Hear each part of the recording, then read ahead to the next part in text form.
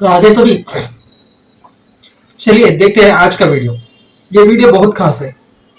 ये अजय बिसारिया जी की लिखित एंगर मैनेजमेंट बुक है। ये इंडियन हाई कमिश्नर रह चुके हैं पाकिस्तान के। उस दौर में जब पुलवामा अटैक हुआ था, जब हमारे विंग कमांडर अभिनंदन का जहाज वहां गिर गया था, क्रैश हुआ था पाकिस्तान में और उन्हें पकड़ा गया और उन्हें कैसा छुड़ाया गया, इन सारे चीज़ों का विश्लेषण है इस बुक।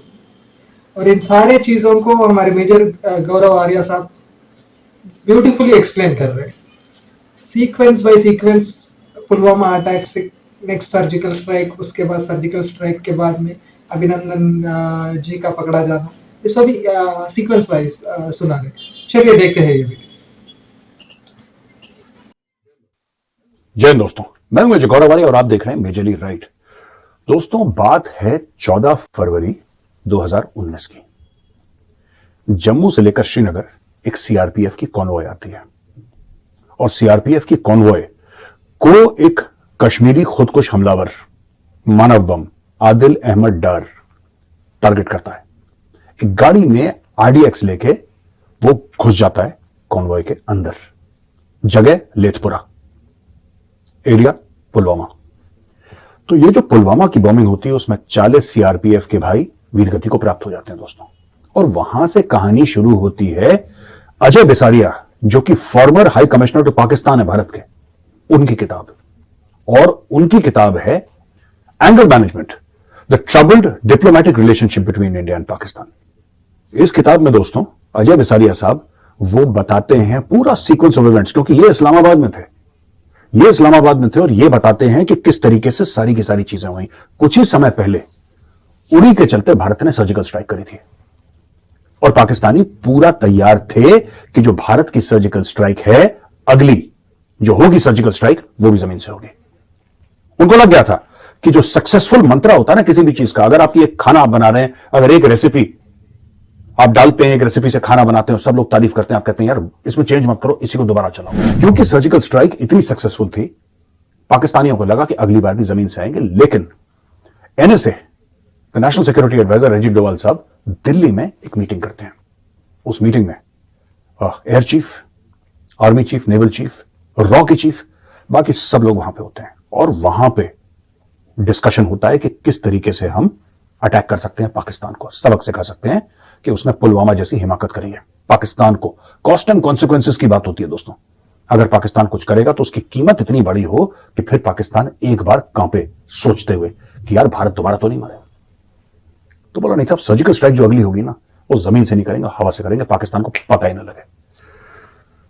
रॉ ने अपना जाल बिछाया और जल्द खबर मिली कि बालाकोट, जो कि खैबर पख्तूनख्वा में है, खैबर पख्तूनख्वा वो एरिया है जो अफगानिस्तान से लगता है, वहां पे 300 से ज्यादा जैश ए मोहम्मद के टेररिस्ट एक कैंप में है। NTRO, national technological research organisation ने खबर दी। उसने खबर दी कि साहब हां, डेफिनेटली यहां पे हैं, लोग हैं और यहां पे 300 से ज्यादा मोबाइल फोन एक्टिव हैं। रॉ ने कंफर्म करा, एनटीआरओ ने रिकंफर्म करा। दोस्तों, ग्वालियर एयरबेस से उड़े मिराज 2000, बीच में उनकी रिफ्यूलिंग हुई और माउंटेन के बीच में उड़ रहे थे कि रडार से बच के निकल जाएं। स्पाइस 2000 उनकी इजरायली मिसाइल थी, फायर करा। 300 से ज्यादा जैश ए मोहम्मद के टेररिस्ट, ये जो स्पाइस 2000 है, ये खास किस्म का एम्यूनेशन है, इजरायली है ये दोस्तों, इजरायली रॉकेट्स हैं। और ये इजरायली रॉकेट जब फायर करे तो ऊपर से ये गए छत में छेद करते हुए एक सर्कुलर कंक्रीट में अंदर गए और जब अंदर ब्लास्ट हुए तो कई लोगों ने ये बोला कि साहब ये करा कैसे, बिल्डिंग तो वैसी खड़ी है। स्पाइस 2000 आपको पता है क्या करता है? स्पाइस 2000 की खास ये कलाकारी है कि अंदर जाके जब फटता है तो अंदर का टेंपरेचर, जो रूम टेंपरेचर है, 5 डिग्री, 10 डिग्री, 15 डिग्री, 20 डिग्री, अचानक 2 सेकंड में उसको हजारों डिग्री तक ले जाता है।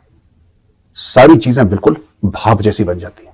पीपल जस्ट वेपराइज, दोस टेररिस्ट जस्ट वेपराइज्ड। और दूर से फायर करा था, पीछे एयरक्राफ्ट मुड़े, चुपचाप आ गए। पाकिस्तान ने फिर जवाबी कार्रवाई करने की कोशिश करी। कश्मीर में स्टेशन थे विंग कमांडर अभिनंदन, जिनको बाद में वीर चक्र मिला।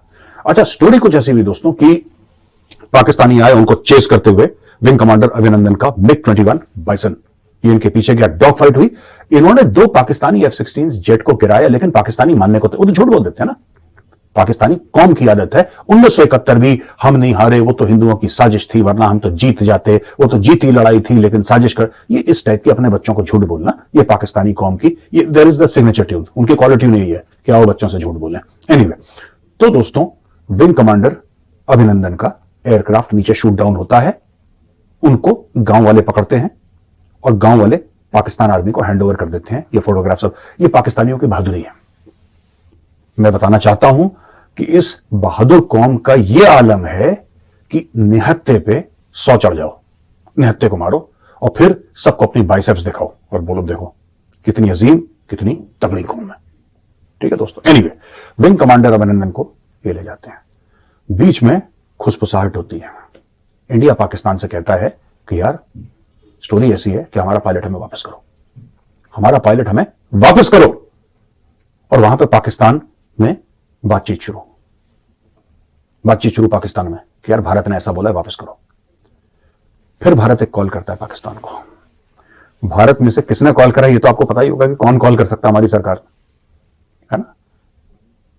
तो साहब ने कॉल करा पाकिस्तान को और पाकिस्तान को यह बताया कि भारत की 9 मिसाइल तुम्हारी छाती पे पॉइंटेड है और वो हमने 9 की 9 अगर दाग दी तो गुड मॉर्निंग पाकिस्तान हो जाएगा, ये तुम्हारी आखिरी रात या आखिरी सुबह है। तो अयाज सादिक करके एक उनके पार्लियामेंटेरियन है पीएमएलएन के, वो ये स्टोरी बताते हैं। जरा अयाज साहब का ये वीडियो देखिए। याद है शाह महमूद कुरैशी साहब उस मीटिंग में थे जिसमें प्राइम मिनिस्टर साहब ने आने से इनकार कर दिया और चीफ ऑफ आर्मी साहब तशरीफ लाए। पैर कांप रहे थे, पसीने माथे पे थे और हमसे शाह महमूद साहब ने कहा, फॉरेन मिनिस्टर साहब ने, कि खुदा का वास्ता है अब इसको वापस जाने दें क्योंकि 9 बजे रात को हिंदुस्तान पाकिस्तान पे अटैक कर रहा है। अयाज सादिक साहब ये कहते हैं कि साहब जनरल बाजवा और शाह महमूद कुरैशी उस जमाने में फॉरेन मिनिस्टर हुआ करते थे पाकिस्तान के, शाह महमूद कुरैशी साहब जिनको अब जेल में डाल रखा है शायद, वो आए, कहते हैं माथे पर पसीना था और कांपे टांगे नहीं थी, टांगे नहीं कांप रही थी, कांपे टांगे नहीं थी उनकी कांपे टांगे नहीं थी। और उन्होंने बोला कि भाई इनको जाने दें अभिनंदन को, वरना इंडिया 9 बजे अटैक कर देगा। देखा ना आपने वीडियो। तो क्या हुआ कि उसके बीच में हेक्टिक पार्लेस चल रहे हैं। कौन? सोहेल महमूद उस समय पाकिस्तान के हाई कमिश्नर नई दिल्ली में थे, लेकिन किसी कारणवश वो इस्लामाबाद गए थे। उन्होंने अजय बिसारिया साहब, जिन्होंने किताब लिखी है, उन्होंने अजय बिसारिया साहब को कॉल करा कि देखिए ऐसा है, इमरान खान को बात करनी है प्राइम मिनिस्टर मोदी से, किसी तरीके से जुगाड़ करो और हमारे प्रधानमंत्री का अपने प्रधानमंत्री से आप कांटेक्ट करो।